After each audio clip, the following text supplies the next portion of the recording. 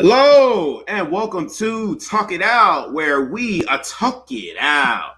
My name is Duryea Rashad, and I'm so happy for you all to be here. Thank you very much for joining us.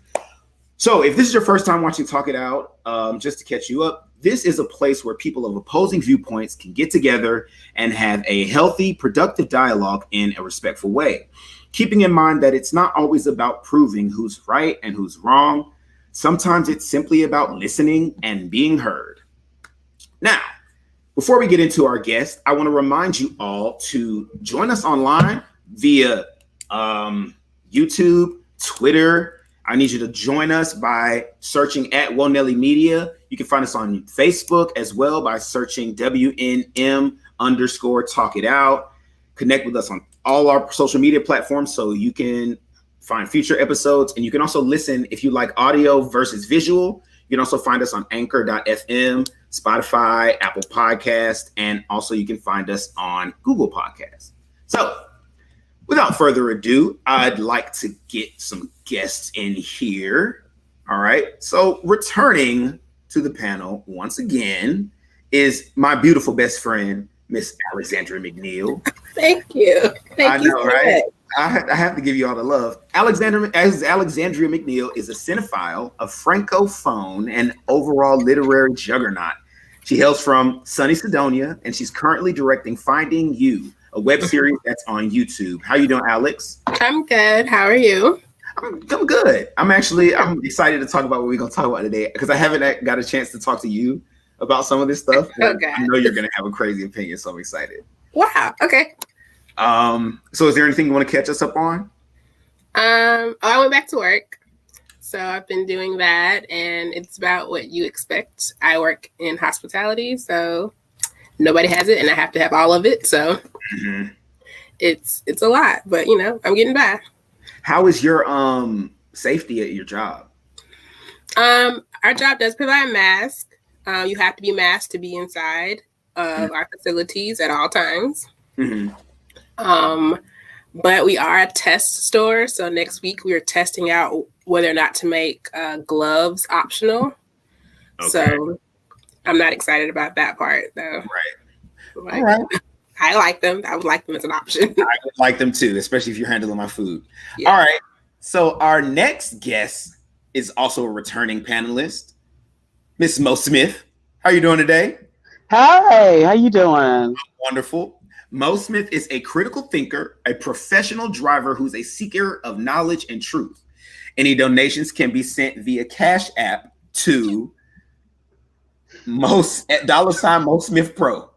She really wants that cash. So, I mean, if you got it, spend it. You know what I'm saying? How are you? Let's check in with you. How you been this week? Oh, I've been running ragged. Being an essential worker has been a blessing and a curse all at the same time, So, but I'm thankful nevertheless. Right. Oh, and also my social media is almost Smith Pro as well. So Facebook, Instagram, Twitter. I forgot to put that, but yeah. Okay. All righty. Next, we're bringing in another returning panelist, Mr. Joe Jones. How you doing, Joe? I'm good. How are you? I'm wonderful. Just out here hustling and surviving. Good times, Yeah. How are you this week? Good. I feel like I've had a weird week. I've been caught up in all the QAnon stuff. I've seen that, but I don't know what it is. So we're definitely gonna talk about it. Yeah.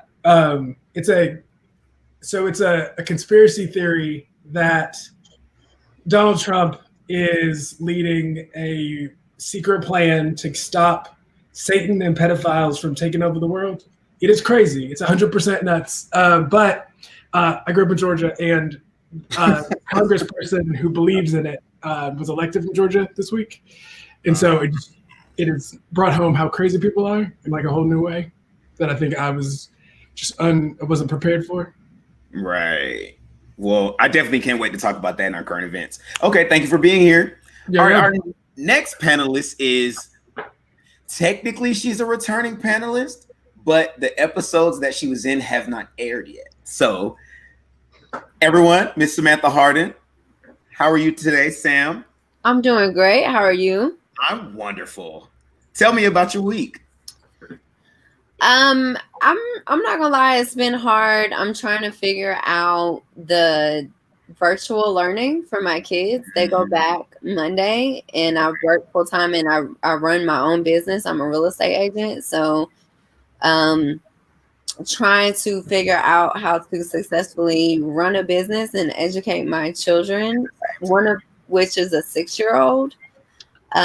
So even if they are doing virtual learning, it's still going to be a stretch for a 6-year-old, I think. So just trying to figure out that and the options and solutions and all of that has been interesting, but it's made a challenge. Alert from System week. UI server. So that's where I'm at. The only one that heard that just now? That was me. My computer talks to me. Oh, wait, I was about to be like, oh no, it's happening. Okay, Sam. My computer is telling me I need to plug it up, so that's what I'm Okay, yeah, plug it up. We don't want to lose you. All right, so now to our new panelist. I'm very excited. As a buddy of mine from the military, and we were in basic training together. And he's he's a gamer and all that fun stuff. His name is Nick. How you doing today, Nick? Welcome to the show. What's up, everyone? Hello. Actually, let me fix myself for a second. I did not read Sam's bio.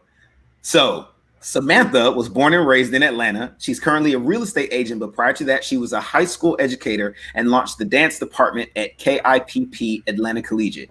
She has 2 beautiful daughters, Reagan and Phoenix. I'm sorry, Sam. I should have read that. My bad. I got caught up in your story. It's okay. Okay. So Nick Nick has served in the United States Armed Forces for just short of 8 years. And he streams on Twitch if you ever want to watch. So let me put up his Twitch stuff so you can find him. What's your game on Twitch? Right now we're playing Fall Guys. Everybody's really enjoying that. You know, real goofy game. The kids really like it. My kids really like to watch me play it. How many do you have? So I have 2 now. So you knew about. I had one on the way when we were together in basic. Right. He's 6. He'll be 7 here in about a month. And I had my son Colt. He'll be turning 2. He'll be turning 2 soon as well. Actually, he was born while I was deployed, so I wasn't actually around for when he was born. So he's the weird one.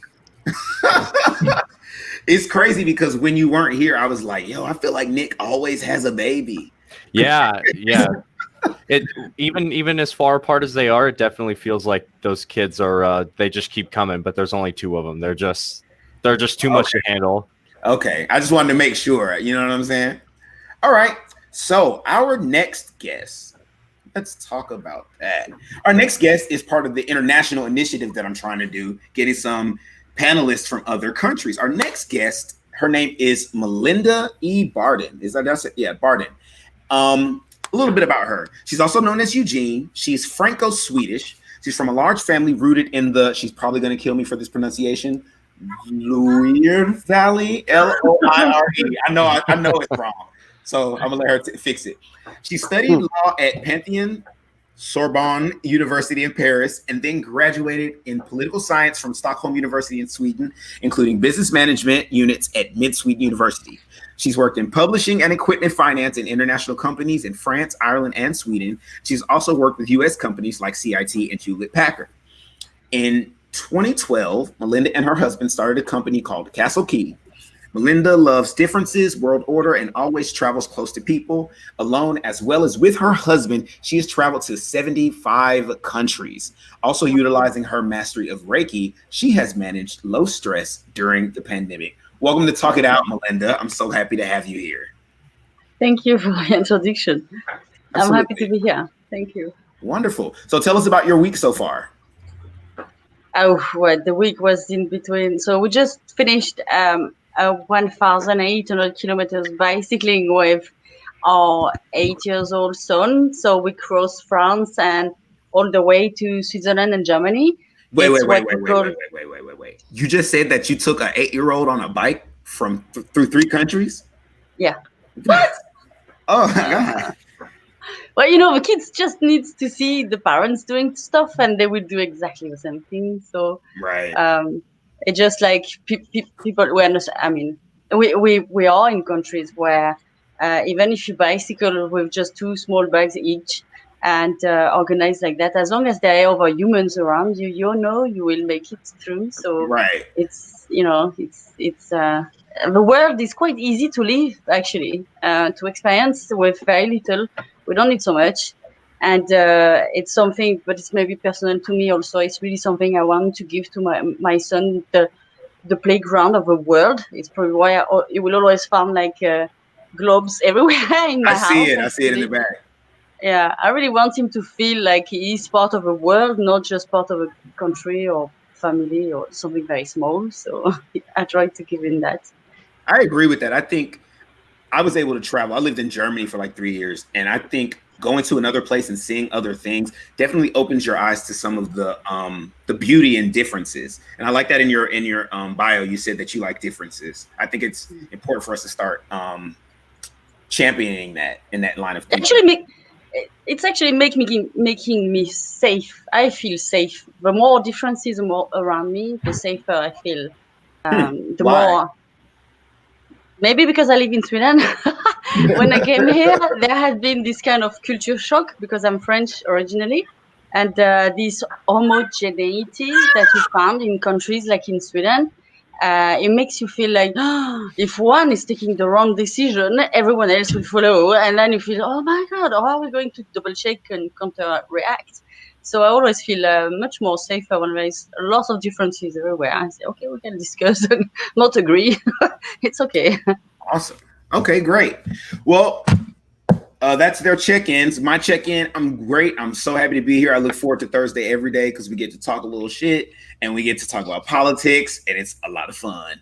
But before we go into our current events, I want to let you all know about another project that Woe Nelly Media is producing called Geeking Out. Take a look. Hey geeks, guess who's hosting the next episode of Geeking Out? Me. And we're talking about our favorite cult classics. Here's a hint about one of mine. This truly outrageous show from the 80s became a live-action film in 2015. Have a clue? Put it in the comments below, and make sure you like and subscribe our YouTube channel. We'll see you on Monday at 8. Bye.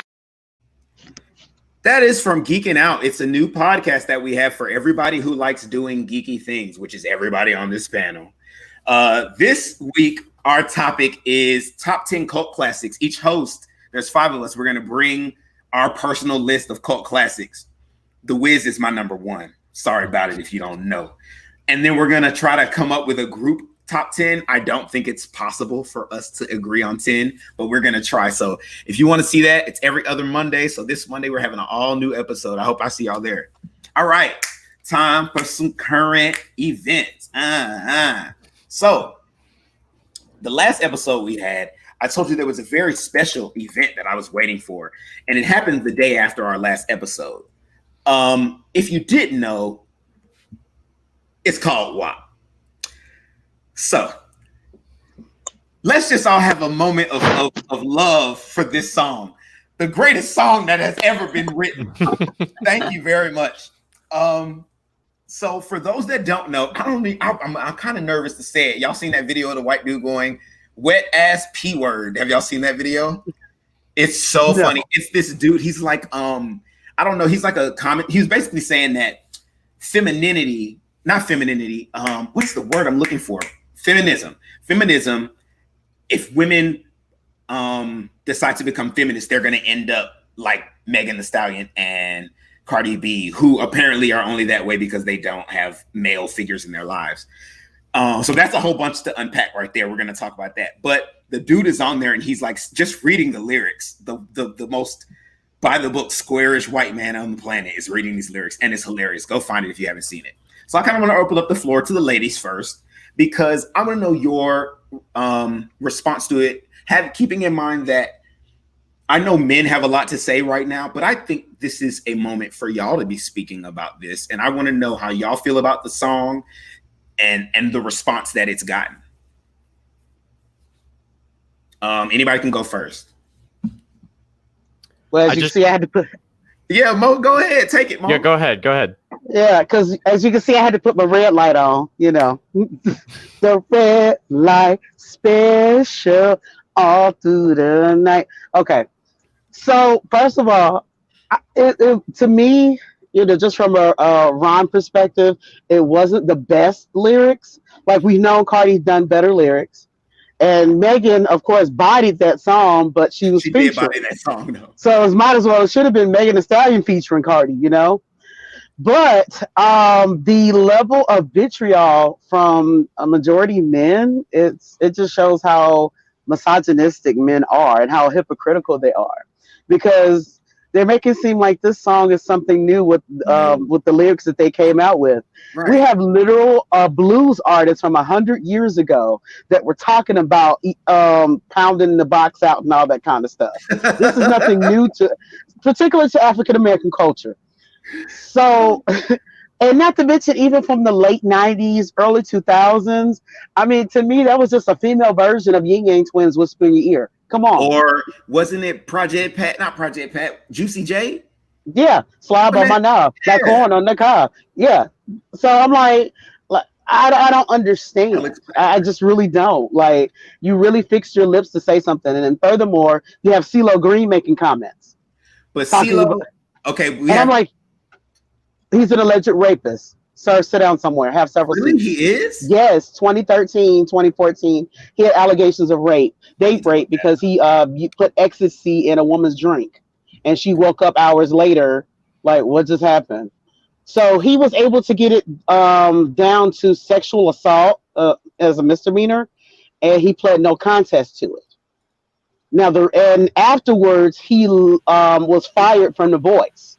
That's why you really haven't heard anything from him anymore. Yes. And he had the nerve to open his pot-belly lips. Yes, I said it. Yes.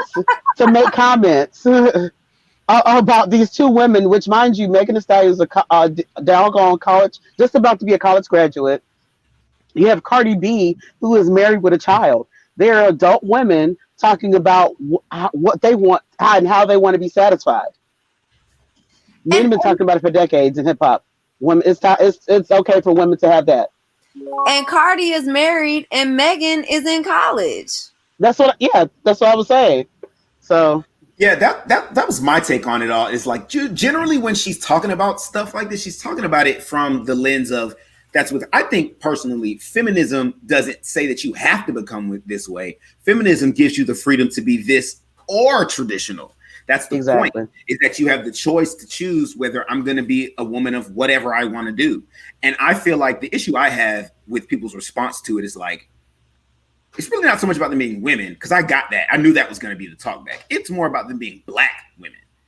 It's because they are black women that they are, because I read an article, and it didn't hit me until I read the article. The article, it was entitled, y'all will never be satisfied. Black women will never satisfy y'all. So Cardi B and Megan stop trying. And in the article, they bring up instances of like, not Britney Spears, but like Selena Gomez, freaking Miley Cyrus, and all these other non-black women who have been very vocal about their sexual prowess, and it doesn't get this kind of pushback. What is your response to that? Anybody can speak. I think it's interesting that this is even being considered a feminist topic in the first place. I don't think the music was even I don't think the song was supposed to be a feminist like issue. Right. But it's Sean Shapiro that we're talking about, by the way. He's the one who did the reading of the thing. So that's that Fox News. That's that alt-right stuff where he's going to make it a problem when it's not a problem.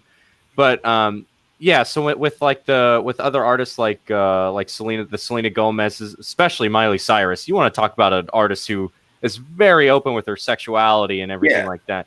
Nobody gives her any crap about it, right? Nobody ever brings that up. You don't see that on Fox. You don't see Sean Shapiro breaking down her music and her lyrics, right? So I think it's more of I do think it's a race issue. I do certainly think that because these are two black women who are performing this, that it becomes there's more eyeballs on it. Because if let's say a pop country artist, right? Like a white, like what's his name? Oh geez, I just saw him on the news the other day because he's got like new music coming out. Those bro country, pop country dudes. If they had a song anywhere close to that, nobody would bat an eye. Nobody would look at it. Nobody would break those lyrics down. It's just the fact that it's two African American women with some, controversial lyrics. You know, say what you want. Hey, the song's bumping. I heard it. I love that song. Right. I play that on my Twitch channel every night if I didn't get DMCA'd for it. But what does that mean? You know, they take you down because you're not allowed to use their music or whatever. You know, but hey, like. You know, it's still controversial lyrics. So I like you probably not have your kid listen to it, but nobody cares. So that's policing. You'll do it at home or whatever. No big deal. But here he is on his you know, his news network or whatever, talking about it. You know, acting like it's some big feminist thing. It's not a feminist thing. These women are just putting out music. They're putting out good music. Leave it be. You know, it's not that big a deal. It doesn't affect anybody. But he has to make it that way. And he gave us a great internet meme, if you ask me. There's a 3-minute clip of this dude reading lyrics, and he's the most plain ass, basic ass white dude. I gotta be honest. If that doesn't put a smile on your face, we gotta lighten up as a country. That stuff's good. Now, I actually might have to disagree with you. Okay. Just a little bit. It wasn't, to me, it wasn't necessarily race. Cardi B has ties with the Bernie Sanders campaign. Okay, yeah. So, and she's been going back and forth with other conservative pundits. So Ben Shapiro, that's the guy's name. Somebody else will put it in the comments. So Ben Shapiro actually kind of was eyeing her because it was already creating a buzz because it came out like at midnight and it was blowing up and it was like, oh, okay, I don't really have anything else to talk about. Biden at the time hadn't come out with a vice presidential candidate that he was going to put on his ticket. So let me just talk about this. But there is a history of Black women being hypersexual, being considered hypersexualized, and that's even within feminism. You know, a lot of times with feminism 2.0, there's a lot of tension within that, within those sets. But yeah, that's it. Sorry. So you're saying that you feel like it's more of a political thing than it has to do with. Absolutely. You really think that's only reason I disagree is because I feel like this is not new. I think maybe Ben Shapiro specifically talking about it might be new, but this is exactly the response I expected to get because it's not just him. It's black men. I think that frustrates me. Me too. The black dudes that are online right now that I had an argument with a dude who straight out said Cardi B is the reason why girls feel like it's okay to be hoes. And I was like, why? Because she's married with a child? And then he's like, no, it's because she just talks about it so much. And I'm like, so what's the difference because Cardi B, that song Be Careful, to me, that's the greatest song of all time I love that song. It has nothing to do with sex. It's just about her being forlorn and scorned. You know what I'm saying? Like, so to me, it's not like she doesn't have the capacity to do that, but just because I'm an artist, does that mean that I always have to get up on a soapbox every time I open my mouth? Like nobody. Go ahead. Newsflash. If you do that, no one will listen to you. You have artists right now like Tara Whack. You have Rhapsody. You have Rico Nasty. Rhapsody, and I don't know who that is. Oh, well, okay. Rhapsody is an artist out of I want to say Charlotte, North Carolina. She's Grammy nominated. A lot of she has bars. Let's just keep it on that level. Okay. But it seems to me that she's only brought up as a way to bash artists like Cardi B, which is dumb because right. Go ahead, bro. I was saying. Go ahead. I'm sorry. So basically what's happening is that the only time they care about Rhapsody is when they want to bash another female artist that's in tune with their own sexuality. Right. They don't really care. They're not really fans of hers because otherwise she would be just as a mainstream artist as Cardi B. I want to ask. I'm not sure if it's political or racial or sexist or any of the above. I think the main issue with it is society, whether it's race, whether it's gender, whether it's politics, is not okay with a woman being in control of her body. Period. That's true. Period. That's true. And anytime we are, and anytime we say something about it, and anytime we do anything that shows we are, it's a problem. To black people, to white people, to men, to women, to society, to everybody. It's the reason that, I mean, to, speak on kind of the topic we're talking about, no one can take our guns away from us, and yet we can control what women do with their bodies. Yeah. Can I ask you? I kind of want to get Melinda's take on this, just because. First of all, I don't know, and I'm not trying to be rude when I say this. Do you know who Cardi B is? No. Okay. Okay. Cool. Because I know the subject. I know what we're talking about, but I don't know the specific person. Okay. So, No. but do you know the song that we're talking about? No. Okay. It's cool. I'm actually happy. Maybe I do, but I should. You might know. It's called. It just came out last week. It's by these two female rappers that are they're U.S. rappers. One is called Megan Thee Stallion. The is spelled with 2 E's, and the other one is Cardi B, Cardib. I see you're looking it up, right? The lyrics are incredibly raunchy. It's an amazing time. But while she's looking it up, come on, reference. Because I know you really wanted to know. Much like Mo, when I heard the song initially, I was not impressed. And then when I saw the video, I was why is the video what changes everybody's mind? I don't get it. Because it was great visuals. Yeah, that's why. it was really impressive. It was really great. You know. Very nice. It gave me like Lil Kim meets Missy Elliott meets like all this stuff. I loved it. I didn't really take too much issue with it. I understood it for what it was. Not only one tiny thing. I didn't know why. I know why she was in it. I know why. Friends. Well, that's number one. That's number one. Oh, it is. It's business. Cardi B recognizes that Kylie Jenner has millions upon millions of fans on Instagram, and they buy stuff. So you daggone right. I think that's business. Either way, it absolutely is. I absolutely agree. But unfortunately, follow the money. Right. Yeah. But unfortunately, there are negative connotations of having a Jenner or a Kardashian in urban music, because there's already a feeling that they're trying to emulate Black women, because they do predominantly, most of them date Black men. Yeah. And they also have they change their features in order to emulate Black women. Some women feel that they're almost at the point of blackfishing. Well, this is my issue. I think my issue with the whole. You said blackfishing? Yeah, that's a new term. I've never heard of it. What does this mean? Well, just a real synopsis of it. But a lot of Black women were starting to get a big followings off of Instagram, and this was like a few years ago.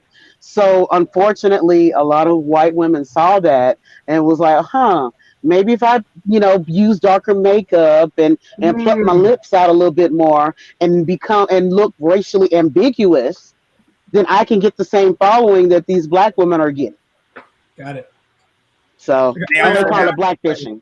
They also have brought this up as an issue when it comes to, now this is crazy. They're basically saying that the way memes are used online is like a modern day blackface, because there's so many memes of like Oprah and like Viola Davis and Kerry Washington and all that other stuff.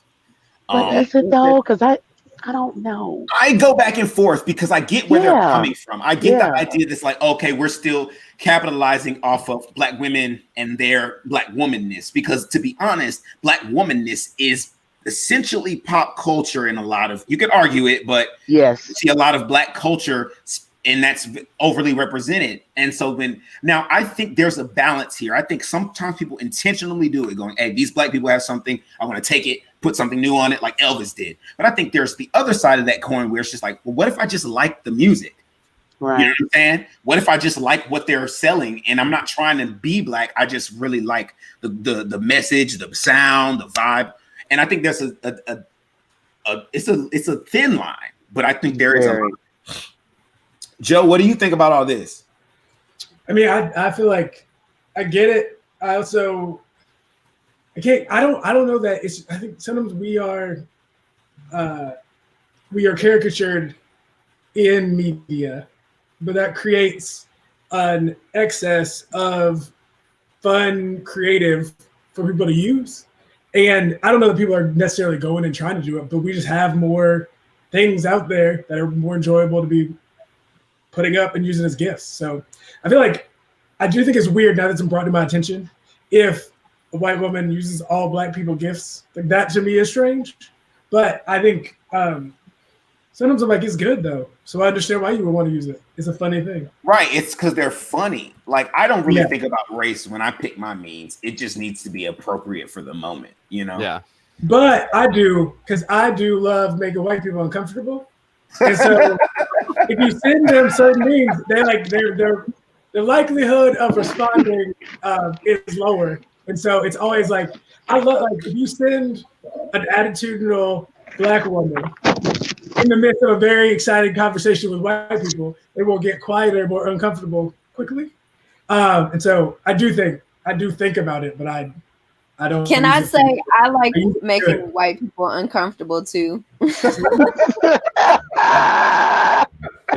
pretty easy to make white people uncomfortable when 99% of your family's from south of the Mason-Dixon line, and none of your views are in line with anything that they have. So I do that on a daily basis, making them uncomfortable. Well, bless your heart. Yeah.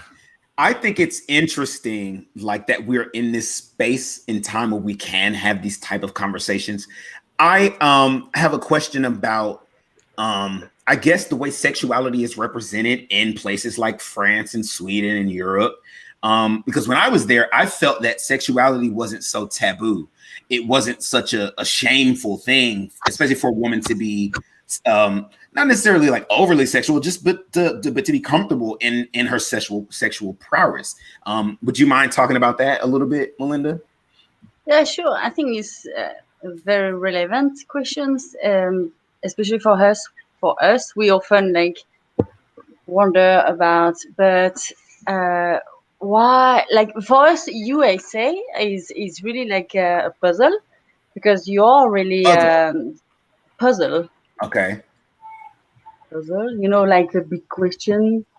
Oh, puzzling. Like trying to put the pieces together. Okay. Because you are, you know, you are like famous for soft power all around the world, like being through Hollywood and the whole icon. Sorry about that. What is that? I have an update on that. Yes, so we feel like you're very advanced for many subjects, but at the same time, when we come like ourselves to US and meet people, American people in a house, and then all of a sudden we feel like a big difference between what we see on the media from outside in the world, like what we see from you, and when we are there and say, wait, no, maybe it's just this region. I don't know, and it's something I don't know about this décalage. You know, something like it's not in line, and we understand that you are. And here I'm going to name Melinda Gates, because I like her foundations, and I bought the book about a moment of lift, where she's trying to empower. She's really working for empowering women, and she says so. She said, like, in US, in comparison to the rest of the world, in terms of gender equality and this openness with like sexuality or everything else, she said you are 280 years behind us. So I can imagine that for you, when you come in Europe, you feel like this openness. For us, if it's like, well, that's just normal, and for it's the other way around. When we go to US, it's so we cannot talk about that. Okay, right. We cannot talk about this, and we feel okay, but I don't know what to say. We are not in line when we are there. So you feel like it's like a culture shock when you come here and find out that we have so many things that we're kind of restricted by? Yeah. So, and it goes from this extreme, like, it could be like, don't like a sexual thing, like just don't mention it. It's something taboo, and I'm not even sure even know why. But at the same time, US is not US arms. It's totally okay to talk about that and to have one and to even play with it with the kids, whereas it's not for us. You see what I mean? Yeah. We're talking about like weapons, like firearms. Correct. Yeah. I know what you're talking about. Go ahead. Which we're definitely going to get later.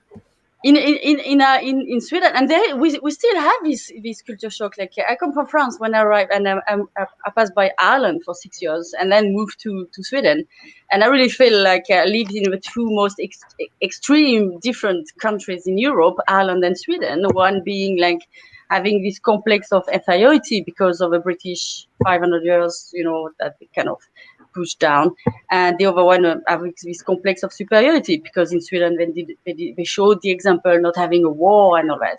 And when you arrive in Ireland, they are very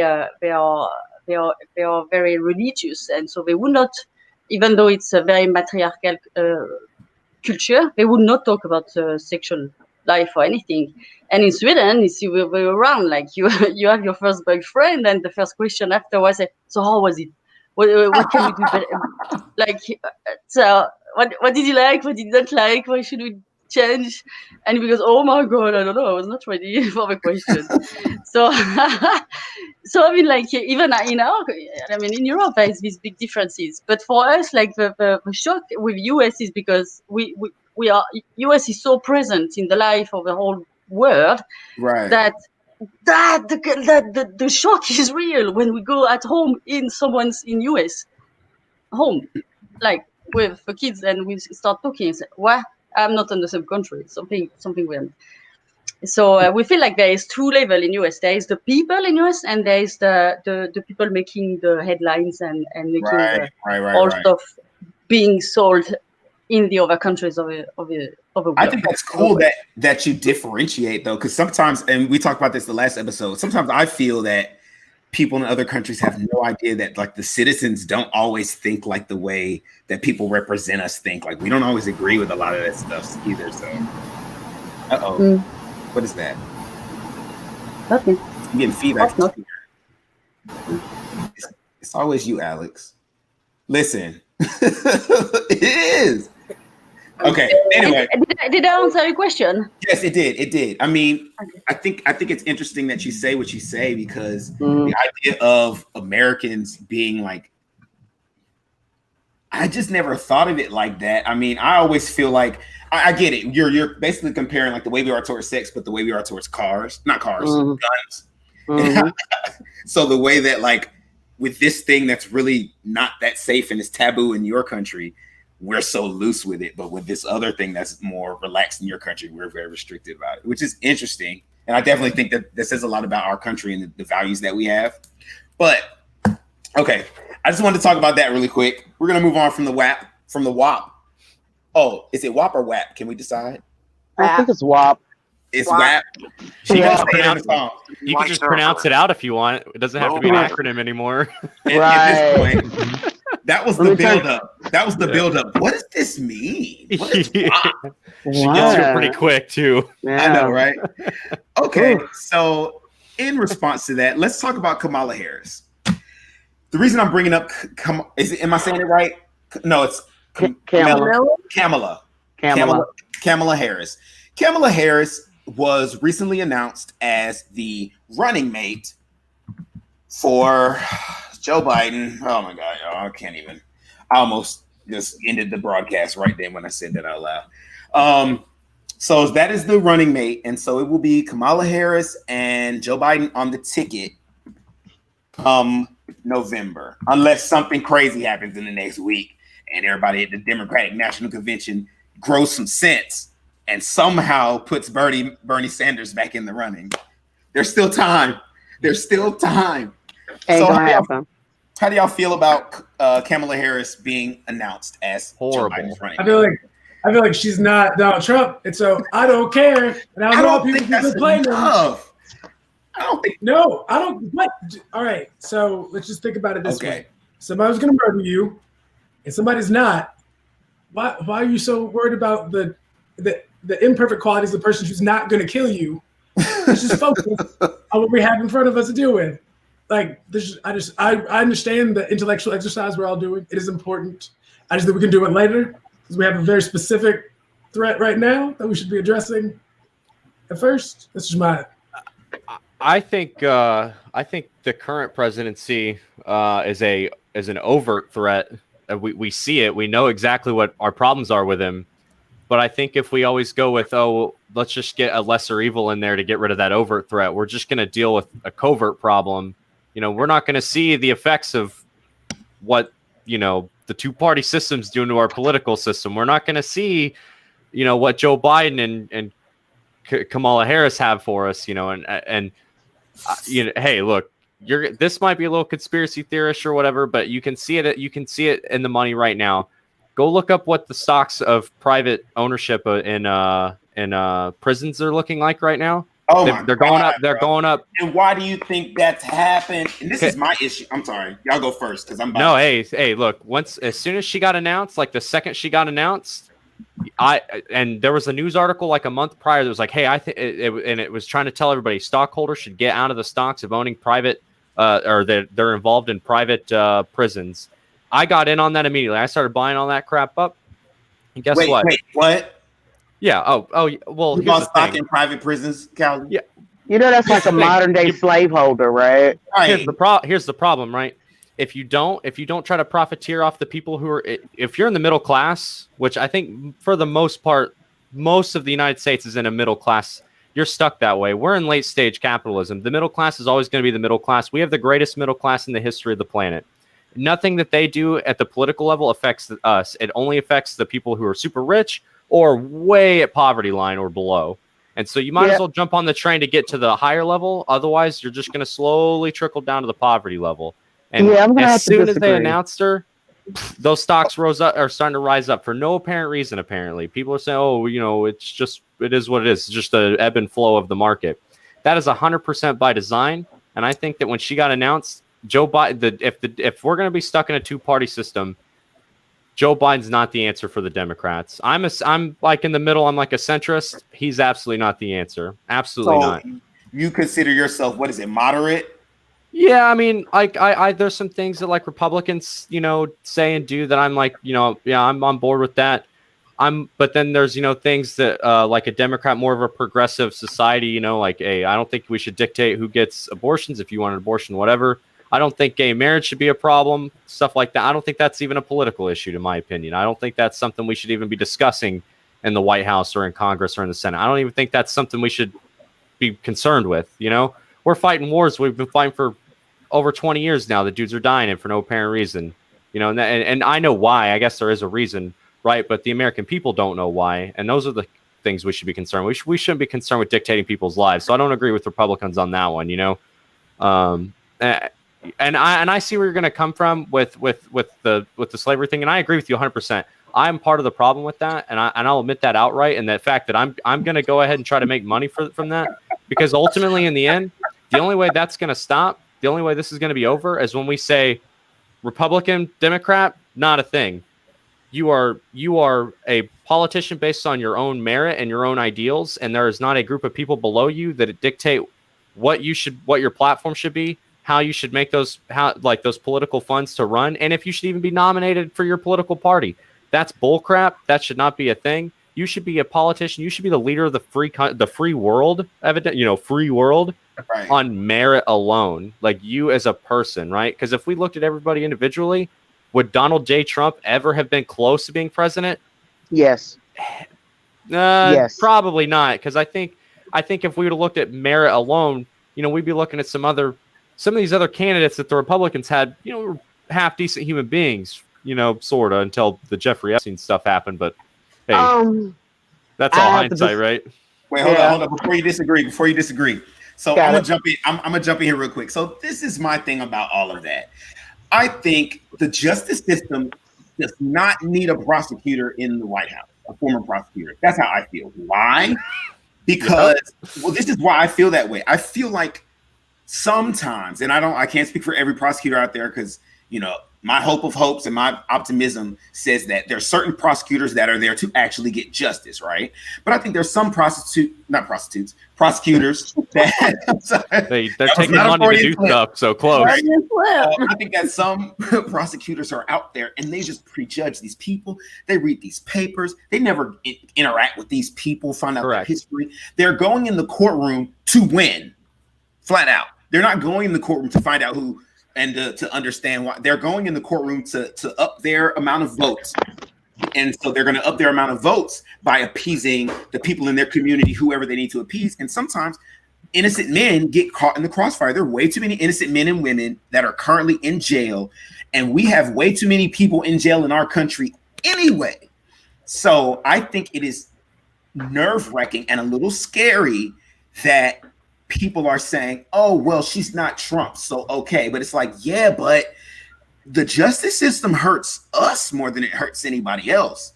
So, and they're going to use a black woman to justify it. In my opinion, I think that's what they're going to do, is basically say, well, she's a black woman. So because she's a black woman, y'all need to be happy with her. That's why I'm kind of mad. I wish Joe Biden had picked someone else. Huh? Who they though? Like when I say they, I mean the Republicans, because the Republicans like to use rhetoric like that to make us like look like we're infighting a lot, right? So the issue is this. I feel like Joe Biden picked Kamala Harris because he expected that's what black people and the people who support the Black Lives Movement wanted. They wanted a black woman. So let's give it to them, which is once again insulting to think that everyone who looks like me thinks like me. Yep. It's also insulting because that says that black people can't get behind someone who's not black. I would have been fine with another woman, a Hispanic woman. I would have been fine with a historic change coming anywhere else. But because to me, I never got a great vibe off of this woman. I felt like she was more interested in becoming the first black whatever than actually being of service to Americans. And so for me personally, that's what I get worried about. What's going to happen to the justice system? Because there's one thing, I'm not a Trump supporter, but I will say motherfuckers been getting out of jail. Okay. People who ain't supposed to have been in jail. She done go ahead. Go ahead, Melinda. I think here I like to say that it's really good that she's here, because for the view from outside of the US, she's giving a very good message. And I'm so happy with that, because from your position, I understand that you have different expectations because you are the one like touched like in first one. But for us in the world, again, because you are so present in the world stage and with a soft power, you almost the discussion at home, just so you know, guys, is like, okay, the US has no choice than to make it right. So because you are way too visible in the world, so yes, we understand. Like at home, like you may agree or not, like between the middle class and the upper class, but in the world stage, we need you to lead with the right choices, and it's a very good message, a very good signal that she's here. It is. I have a question then, Melinda. So, what message, if Kamala Harris was to become the next vice president, what message how do you think that sends to the rest of the world? It sends like the opportunities are becoming much more like equal and accepted and not discussed anymore, and based on skills, I would say, just, and not anymore on colors, on gender, and that is huge. I mean, it's a big thing. It was already a big thing with Obama. And that was an extremely good message for the world, and now that you step in with her in time of Trump, even better, I would say. So it's I cannot give you like I agree. I don't know much yet about her agenda and all the details of what she wants to make up with this opportunity, but. In terms of signal, it's very positive for people in the world. Okay. Well, Melinda, I can give you a quick rundown of what she is. Her background as far as Kamala Harris. Kamala Harris actually is a U.S. Senator out of California. Also, prior to that, she was the first Black Attorney General for that state. So, and as well as she has a long-standing background as a prosecutor. Now, I definitely understand people's issue because she wasn't my top 10 as far as candidates were concerned. Definitely not. But these are the chips that we have. So within that, her background, she's Black as well as Indian, East Indian. Her dad is Jamaican, and her mother is East Indian from India. And as well as she was raised by her mom mostly. Her dad was kind of a weekend dad. until she was in her teens. Right. So by the time she went to college, she went to Howard University, which is one of the largest historically black college or universities in the country. And also, she pledged Alpha Kappa Alpha, aka, which is one of the oldest black sororities in the country. So I can, me personally, when people come out of her talking about she's not black enough or she doesn't identify as black, I think if you go to ABCU, HBCU, excuse me, as well as pledge a black sorority, I think that's black enough. I think she would just assume that why would I need to say what I am just based on the pink and green, which most respect to Greek. Don't want any bad messages, no inbox. Right then. They was Look, they was about to get on me. Yep. I love all of the Divine Nine, all of them, individually as well as collectively. But I understand your frustration, man, as far as, her background. I think it's a little misconstrued because she had to deal with 4,200 prosecutors when she was a DA. And had to deal with a multi-million-dollar budget. So were cases fell through the cracks? Absolutely. And she's apologized for it and actually, righted the ship and worked on getting those offenders that were innocent out of prison the best she could. Well, also, there was an article that was a recent public defender of 20 years in San Francisco that said that she worked with her for some odd years and said that she was one of the most progressive DAs that the city of San Francisco ever had. So, I mean, it's a messed up system to be in to begin with. So, yeah, is she gonna come up with dirt? Yeah, absolutely. But okay, I'm sorry, I think Nikki was trying to say something. I think. Go ahead. I think part of the issue is, I think as far as Melinda was saying, looking from the outside looking in, as a young person, a lot of my peers are not happy with that decision because of the reasons stated by Duryea and so on and so forth. But when I talk to my mom, who is, middle-aged, a lot of her friends, black or white, are very excited about it. So I don't know if it's like an age thing or what exactly, but I know that I think it's very split. And I think that Biden did it for the woman vote, for the minority vote. He could have picked any woman because he was only considering women. He could have picked, and all of them, I can't say all, but a lot of them were minorities, correct? Yes, based on the top 10 list, yes. I had a long shot Rice, I had a long shot bet in Vegas on him picking Michelle Obama, to be honest with you. Listen, if he had picked there was some juicy odds on that. Yeah, she doesn't want it. Obama ran for president. Hey, I lost on that. I was wrong. I lost a little bit of money on it. But hey guys, give me 1 second, you all. We finally got our 8th member of the panel. Black Post just can't show up on time. Camilla Harris.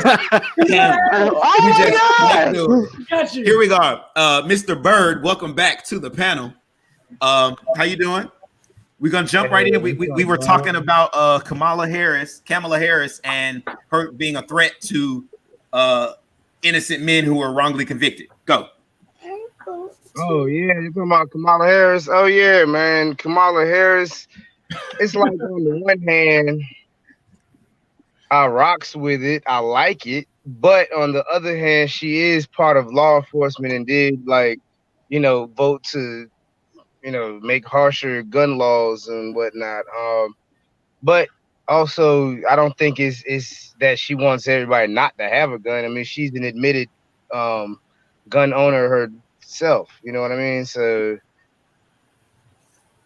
I don't know. It's better than Trump. You got to pick the lesser. I'm so tired of Let's keep it real. Who's better?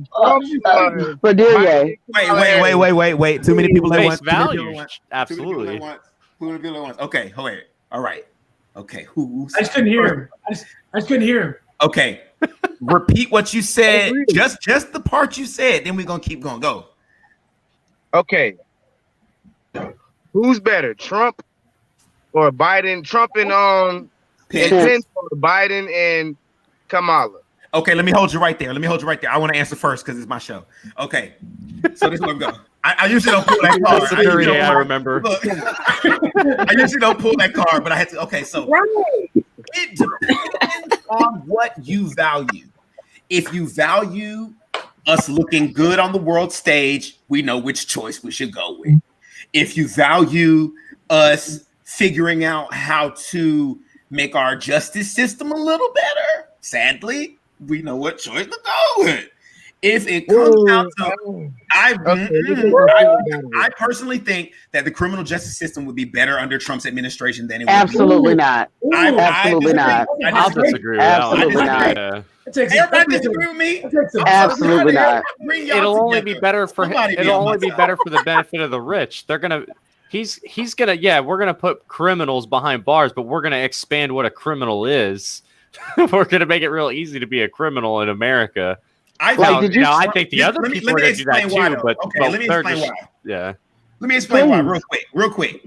I think this, Alex, fix your face. I think this because Trump, his goal is never to really do anything right or wrong. It's just to please his base.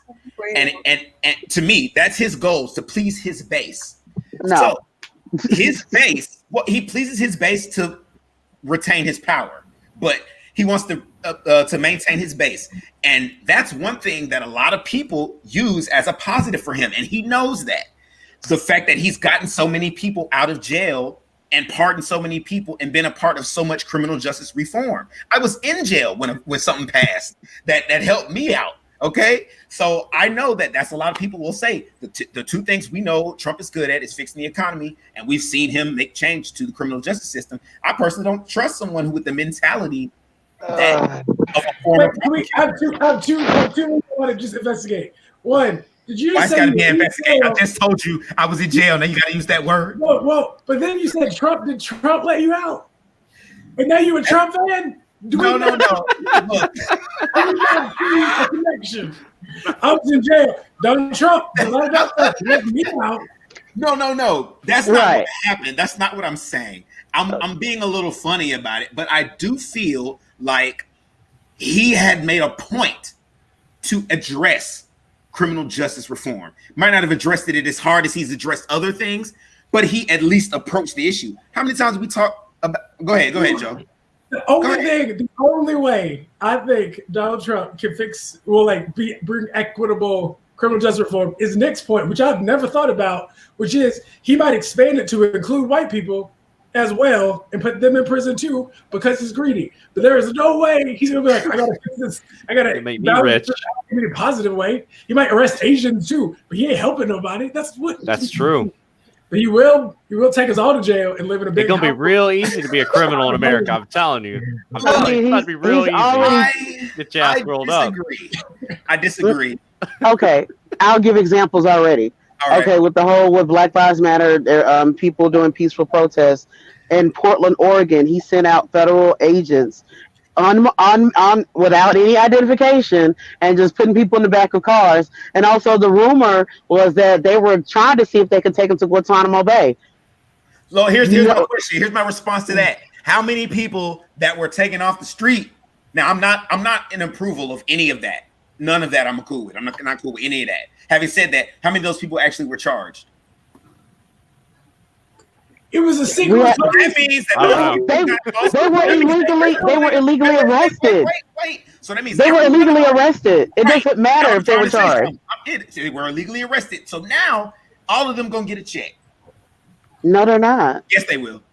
No, they won't. I think they will. I think they won't. No, do we know who these people are? Have we talked to them? I honestly think at some point there will be a response to what happened in Portland. I wholeheartly believe it. There will be. Okay. And the next presidency. Will it be during their lifetimes? Because there's a chance that won't happen during their lifetimes. Yeah. What's not? Because come on now, those folks that was down in Tuskegee experiment, most of them died before their family got money. That was so long ago, but they did get money. They stopped in 1975. It wasn't that long ago. When did it start?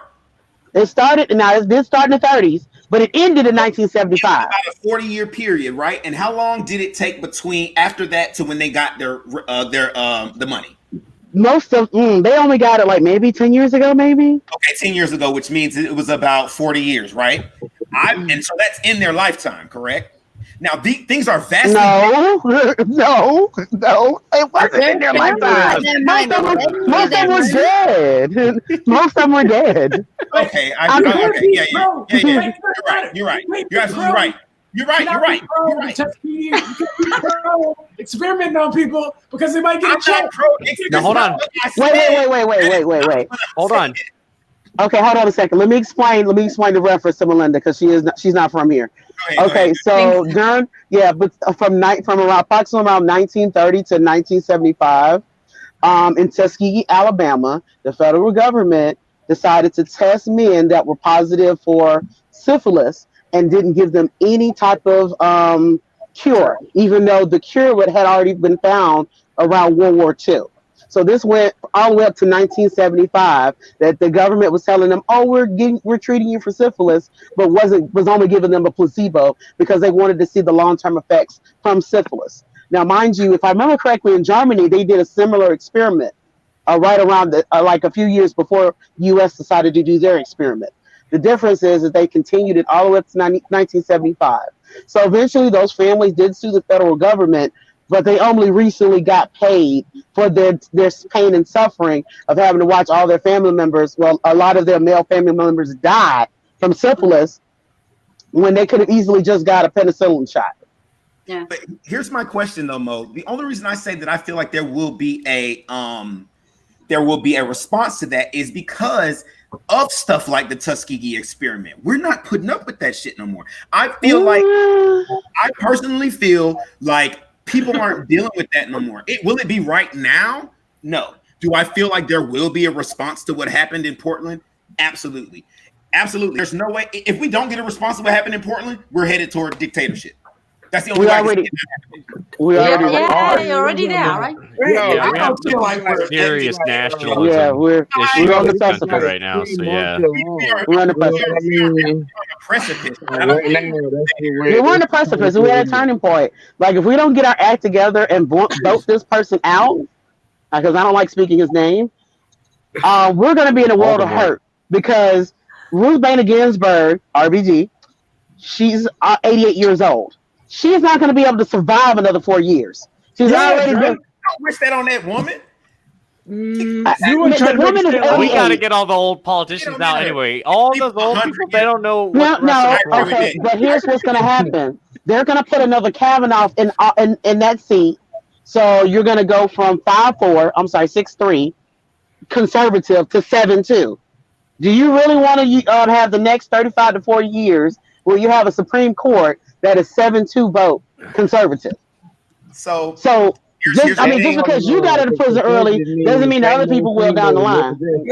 This is my thing about everything y'all just said, okay? True, Jim. And I just want to say this. I want to say this, okay? I am not a supporter of any of these people.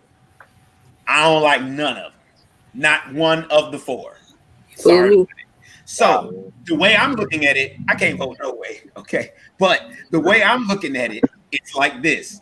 But I know, but the thing, that's why I'm doing things like this show. I can't. So this is how I get my voice out. Look, I think we need to stop just excusing any of these politicians because they're better than the other one. I think we need to hold every single one of them up to a higher standard. They know that. They sitting there fighting somewhere like, oh well, this is what they want because it's better than Trump. So they play that card every chance they get. Wait, I'm almost done. So go ahead. Even though in a situation like this, I get it. We have to, pick who we have to pick, and I get it. Of the two, if I could vote, I know where my vote would go. But I'm still gonna talk shit about her. But but I feel like this. we as a country need to start asking of our leaders to be leaders and not children on the playground throwing insults. We need y'all to make better decisions about the health of this country, the socio-political relationships that exist amongst citizens. We need to be better about all of that. And if y'all are up there arguing and fighting like 7-year-olds, what do you think is going to happen to the people in the middle class? So that is why I'm giving them such a hard time, because Kamala Harris, for everything that's going on with her, and congratulations to you, sister, great. However, how are you going to treat us when you're in that office booth? Because when you had power before, what you do with it? That's how maybe I'm a little, it's personal for me, because being involved, going to jail, changed my whole view of all that shit. Yep. The whole thing, I was just like, oh, and there are some amazing people who work in the justice system who try effortlessly. Effortfully. Yeah, they do that with a lot of effort to get justice and to get people who were supposed to be there not out of there, to get you and rehabilitate. There's people who do that, but then there's people who don't, and they need to be held accountable too. All right, I'm done. I said my said. No, okay, so what do you expect her to do at this point? I expect because she's already apologized and she's already stated that she could, if she had, able to go back and make different decisions, she would have made different decisions. So, and furthermore, she's put up a lot of good bills, especially with dealing with mandatory sentences as well as cash bonds, because a lot of particularly minority people and poor people are in jail right now for as long as 18 months because they don't have enough bail. And so she is put on as bills in order to alleviate or even get rid of that. So let's not throw out the baby with the bathwater. Right. Is what people are saying. Well, what I'm saying is hold her up to a higher standard. Okay, boo, you apologize for what happened. Now make some policies, honey, and make sure they get implemented. Did you not hear what I just said? Yeah. I feel like it's not enough for me. It's not enough for me because what do you want? Explain why. One man who dies in jail, whether he was raped, killed, murdered, or just died because he was too old to get appealed, is one too many. Okay, there's a man who I agree. I was reading an article the other day. There's a man who in I want to say Mississippi or Louisiana, something like that, has been appealing his life sentence for stealing garden shears, right? Yeah. And on the appellate court, everyone was a white man except for the one person who said that his sentencing was overly was too harsh. And they upheld his sentencing because he had a record. So this man, because he had a record, they decided, oh, you stole them shears? That's life. For stealing some shears. And he had no violent crimes on his record. So he's already 23 years in jail. I want her to, because of what she did and assisted that program, that system in being what it is now, she needs to help dismantle that shit. That's how here's the thing about it is those are two different states. So you just because she was a DA in one state. I'm not talking about what she did in Cali. I'm saying her as vice president. Okay, but let me break it all the way down for you. There is a law in the books in Louisiana where it's a 3 strikes you're out rule. That's the reason why they had no choice but to uphold the rule. If you really want actual change, what you're going to have to do, which people have been telling people for years, but they don't want to listen, you have to pay attention to who's your local politicians. I'm talking about your tax commissioners, your county council board of education people, all the way up to the local mayor, the mayor council, all the way up to the state senate, all of that. Those are the people that actually affect your day-to-day life. Not the president. All I'm saying is that as far as Kamala is concerned, that is a great head of state. But on top of that, you have Supreme Court justices that are looking to retire. Do we want to make the Supreme Court even worse? Because Roe v. Wade is coming back up on the docket. And when it does, are they going to make abortion illegal again? They are already trying to make marriage equality. They're trying to put that back up on the Supreme Court. You have different justices now. But that could end tomorrow. I get what you're saying, and we're going to move on from this just because of time's sake. I get what you're saying, but I'm just saying, in general, we have to stop letting them hear us say, well, since you're not that guy. Because in my opinion, every time we say that, we give them license to do shitty shit. Okay, so before we move to our main topic, it's like limiting our options. Damn it, Darius. Hold on. Before we move to our main topic for tonight, let's take a look at Woe Nelly Media's upcoming webcast.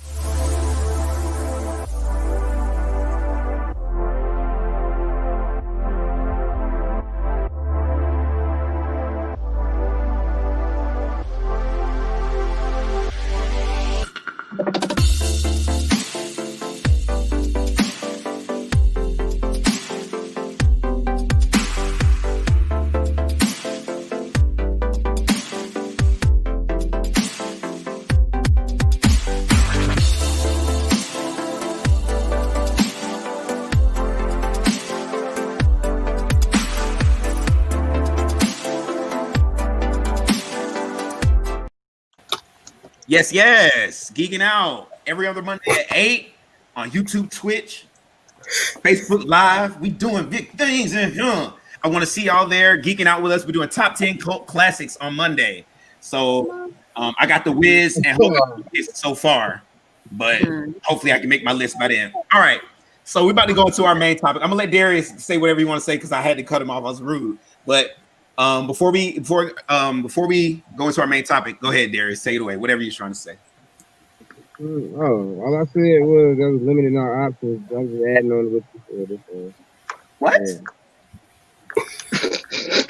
You said limiting our options. What you said. Okay. Yeah, what you said. Thank you, somebody. Yeah. Okay. I'm glad he's here. Because it was tough the first half of this conversation there. I agreed with your last comment. I agreed with you on that one. Yeah. All right. I didn't. I think for the most part, yeah. I never would have guessed if you didn't agree. I know. Okay. So, Letitia, let me say her name correctly. Letitia, what is her last name? James, who's the Attorney General in New York, wants to dissolve the NRA. And basically, it got me to thinking. We got a lot of people to thinking, like, so if the NRA went away, there are other gun organizations, there are other ways to get weapons in this country.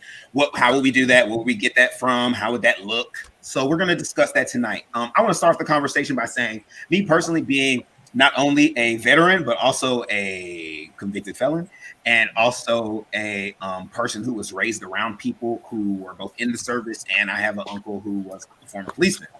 So weapons have been around my family ever since I was a kid. But also there was a respect for weapons, meaning they're not toys, not something to play with. They're here for a reason.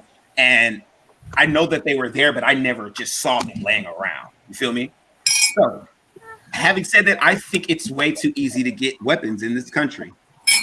And it's way too easy to get them upgraded and tweaked and all that other stuff. So very recently, ever since the pandemic has happened, you can guess what weapon sales are looking like. So I can't buy 9mm right now. It's all sold out everywhere. Good God. It's gone. It's everywhere. All of it. I don't know why. Let's hear it. I kind of want to go to Joe first about his opinions about gun laws and gun organizations in the country. Cool. I have so many opinions. I think America's too big for people to care about mass shootings. I think that's the actual problem. I think in smaller countries where mass shootings happen or just gun violence happens, it's easier to get an agreement. If we were doing it by state, I think that could happen. I think it's impossible for a nation to feel the impact of guns on the whole when it's going to pass for you and it's not going to be close to home for the long term. I also think that we should just make it easier for everybody to get guns, so that we can just be done with it. It's like, we're not going to commit. We're not going to commit. We should just give guns out. Everybody should get a gun. You're born with a gun. Hey. You should make We already legal. are. Just go all in. We already are. No, That's gonna happen. We don't track guns, but it's still like there's still a lot of money to be made with guns. There's still rules. Just forget rules. Just give them out. Be done with it, and then we'll decide these things really good or bad. It's gonna be a rough window in the middle, and then we'll get there together. That's my solution. Really? So yeah, go ahead. Speak on it, Melinda, please. No, I can imagine like how many inhabitants in US. So Like- let's wait about like okay, let's wait 2 or 3 pandemics like that, and then we come and there is no one else left because everyone would have shot at each other because that this pandemic is really like not making people very sane anywhere in the world, by the way. So if you give them guns, they're going to shoot everyone. Number one thing that happens with guns is people shoot themselves. And so my actual strong feeling is that Americans does have a gun problem, but our gun problem is reflected in our mental health problem, primarily led by suicides. So I am generally able to understand why that would be a bad idea. But I also think that Americans learn from experience. And so if we allow ourselves to experience the reality of what we keep perpetuating, we'll just get there faster. I don't think we're going to make them illegal. So you want us to purge? I want us to give grenades. I want us to give grenades to people and then work our way back. He's memeing on it now. Like, I'm not in. People don't see. Why do you need guns in the first place? I don't get it.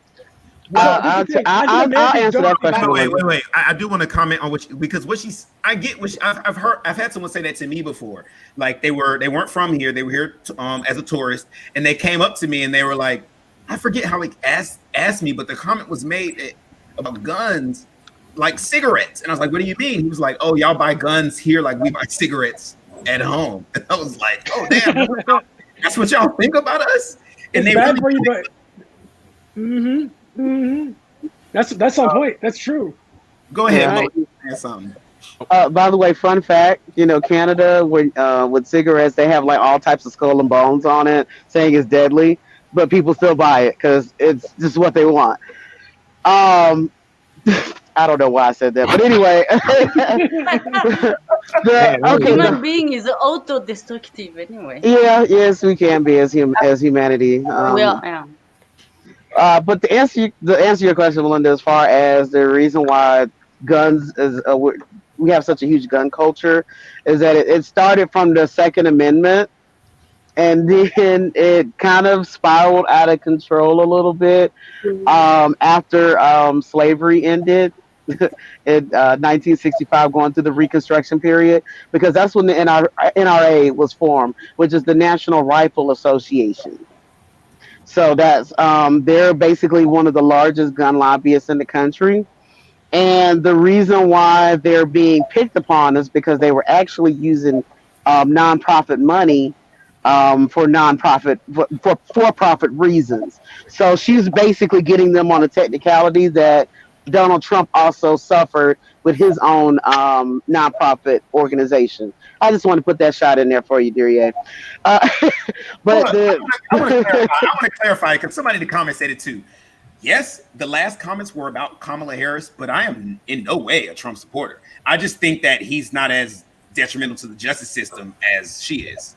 It's okay to be both sides. It's okay to find positives in both sides. That's fine. Don't let the government convince you have to be one or the other without being, in the middle. You don't have to do that. That's not a thing. That's not a fucking thing at all. That's the problem. That's going to be a whole nother topic. We're going to talk about the whole bipartisan two-party system and if it's positive for us or not. But keep going with you were saying something, Mo? Am I back? Oh, okay, hi. It dropped out. Sorry about that. I was just basically stating that the NRA has a long history in this country, and the reason why it's such big news is that they're number one. They're going down for similar reasons as Donald Trump own nonprofit went down. Also, it's a huge thing because while they're pro-gun, they also seem to never really come to the aid of minorities that are affected in these incidents, especially dealing with law enforcement. Because one of their platforms is that you need to have a gun in order to protect yourself from the federal government coming down and trying to start tyranny. But when you have people like Philando Castile, who basically was shot as soon as he said, I had a weapon. 3 seconds later, 3 seconds, he was shot by the police officer in front of his girlfriend and as well as the girlfriend's little child. Right. The NRA said nothing. They said, "Well, we'll just wait for the case to be, resolved, and then we'll make a statement." Soon as it was resolved, no one was charged. Then they came out with some crappy statement, and they went on with life. But whenever there's a mass shooting, which ironically there hasn't been any since due to COVID-19, they're the first people there. As a matter of fact, I think the head of the NRA was at one of the shootings, literally like the same day that it happened. It's just the hypocrisy from the NRA just seized for me. But I'm pro-gun all day long. I'm going to interrupt you just for 2 seconds. We had a comment in here, and it makes me, because I don't know the answer to this, so I'm going to ask you, the panelists. The comment is from Jim Farr. It says, ranked choice voting is what we need in this country. Who say what and when? What is ranked choice voting? Anybody? Okay, Jim, we need you. Give me some. I need something because I don't know what you're talking about. But it sounds so ranked choice voting's like I'm gonna put it into sports terms because it's a little. So when they do like voting for like the most valuable player of a league, right? Mm-hmm. You vote for a first place, second place, and third place. Okay. So you're giving a vote to everybody, right? But you're voting them in a ranking system, and then at the end, the most first place votes count for so many points, second place or whatever, and then that's how that person. Now that's probably still doesn't work, to be honest, because again, you're still going to have Republicans and Democrats getting all the 1 and 2 place, and then the poor, independent candidates are going to always be third because they're never going to have the amount of funding to get to that ranked choice thing. There's other. Melinda, how do we get to your multi-party system? How do we turn this corner? How did y'all do it? What did you do? What did you do? First of all, like there is so many. There is the French way, which is like back to like a long time ago, especially since we killed, beheaded our kings, and so we decided to have this very glamorous way of giving like several chances for people. First, to vote with emotions, which is more like I love and I hate, and then the second is to say, well, that's the least worst case scenario, so I will pick this one. So it's more like it's really, and in Sweden you don't do that because they still have a king, and so it's only the first prime minister, and it's actually not even him who has the power. It's only the economic minister. So the one who's dealing the Ministry of Economy is the one who has the most power here in Sweden.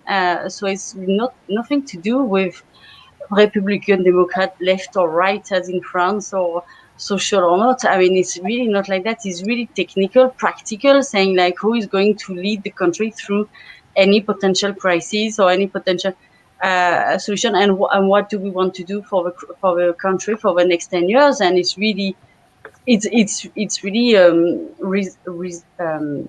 how can I say? It's not emotional at all. It's really like thought through in terms of technical questions. It's not at all saying like, yeah, but I want more foreigners in my country, or I want less foreigners in my country, or it's nothing to do with that. It's really say, okay, is Sweden going to survive the next crisis, or is Sweden going to make some kind of big leap in technology, for example, for next, and then the ministers like talking together. It's so different between the mindset also, like the how can I say, to answer the questions. I think the mindset, the culture makes that happen. Can I give an example of that, Melinda? Because it sounds like something my family just went through. Right. So in our family, we don't have healthy boundaries, and my mom is trying to start to practice that. And I let her know, she set one and she got pushback. And I let her know that you're not setting a boundary out of spite. It's not because you're mad. it's because you're just trying to make sure that you're staying within the bounds of what you can and can't do. So it sounds like what your country system is based off of is just trying to stay within the bounds that make sense for them. But it sounds like America is more based on ego and who's right, the Dems or the Republicans, and we can't get over that ego fight, you know, to get out of, hey, what is just healthy for us? But it's not easy for you. I mean, it's really not easy for you because it's hard for you being the number one in the world and having to push down their ego. So of course, like you feel like, I mean, it's not an easy question because culturally speaking, but right, you tried to be off the scene of the global scene during the Second World War when you decided not to get in, but you had to. Even then, so yeah, but guys, like you're the biggest one, and it's thanks to the whole world that you are the biggest one still. So you need to step in and to help out. So you had no choice, and you stood up, and then you went like you stood like all over. Like there was no limits anymore. You were everywhere, and so how do you stop this? I think it's a very good question. Like, how can you make and we are all like watching you and saying, how can you make this election system based already with this the states, so the federal system, which is like comparable to maybe only the one of Swiss, maybe? Would you? Maybe if you compare to another country, like to try to take the same system UI server. They're back. It's coming again. That was me. Sorry that my computer talks to me. I muted it. Sorry. It's okay. I like. I mean, I feel like I'm going to think about that, and unfortunately, it's in few hours because it's 3:00 in the morning. It's in 3 hours and I would say yes, that's what I should have said. But it's a very interesting question. I would like you to tell me more, actually, about how you would like to see your own country develop and develop differently, get away from what you don't like going on. I think personally for our country to develop, and we're a bit off topic because, gun control, but it's cool though, because I like this conversation. I think for our country to get better, it's going to start right here, because what happens is we're allowing the two-party system to divide us amongst people. Like how it's so hard to get people who are conservative to sit on this panel because they think we're going to like ambush them or whatever. But it's like, you have to start the conversation somehow. And it can't be the people in power because they have so many more agendas.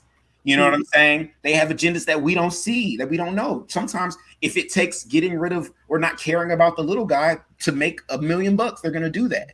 So we have to create a comfortability amongst us as individuals where we can have these kind of conversations and not get bent out of shape about them. Because even though I don't agree with what you're doing or saying, I feel like if you come to the table in a spirit of compromise, that changes a lot.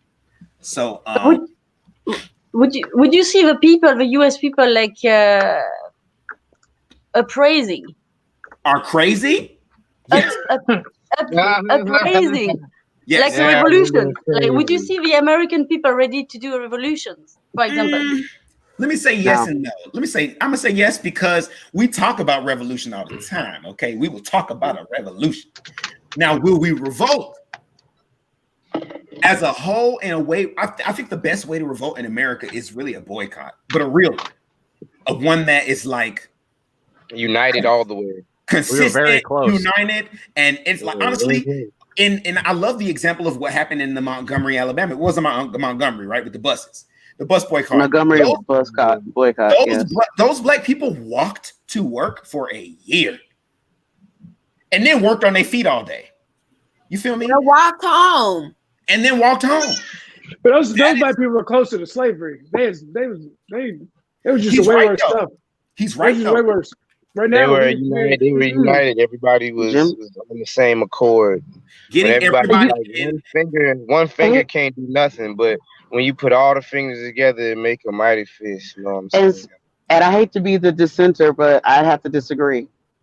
I think a lot, especially within the African American community. Wait. especially the African American community, we've kind of romanticized the whole civil rights movement. Like, oh, they were all together and they just fought for this one thing. Time magazine had one of those magazines back in the day had MLK on the cover saying the most hated man in America. They hated him with a passion, and also a lot of black other church leaders hated him as well because they were like, "Do not, we got it good. We actually, we're no longer slaves. Don't rock the boat." There's always going to be Well, levels on of the other side of that, you have the Malcolm X that's a good supporters. thing. Wait, hold up. Say what you said, Sam, and then Darius. I was saying to her point, on the other side of that, I mean, you had the people that were like, don't rock the boat. But then you all had the other people that were like, fuck this nonviolent stuff. We, the Malcolm X supporters, we need to take what's ours. And I think that in general, a lot of MLK's movement was misconstrued. It's not, he did preach nonviolence, but he also talked about disarming the system, and that always didn't come in. While it was always nonviolent, it never. Sometimes it meant shaking up the system, even if it wasn't in a violent way. So let me ask y'all a question as a group, just to tie what we're talking about in with the main topic because it just came off my head.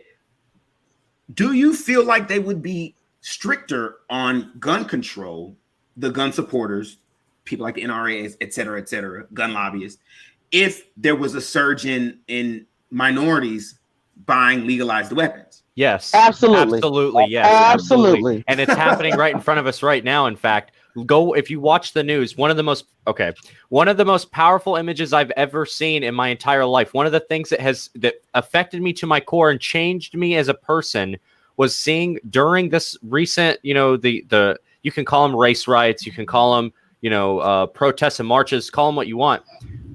Those African American men who are marching with open carry firearms, I forgot about that, and we're marching peacefully with them, moved in Stone me. Mountain. That was incredible. And if you noticed, who was on the news? They were both sides. You Fox, CNN, whichever side, whichever political leaning, they were the ones on the news. Who wasn't? The white dudes walking around with guns. They weren't on the news. There were dudes walking around with guns, open carry, and they were pointing them at people. And their thing was, oh, we're defending private property in stores. Yeah, whatever, dude. They're the ones not on the news. Nobody said anything to them. None of those dudes faced any problems. And, hey, whether they got arrested later on or not, that's a different story. What I'm talking about, culturally, we allowed them to just not have any problem in the media.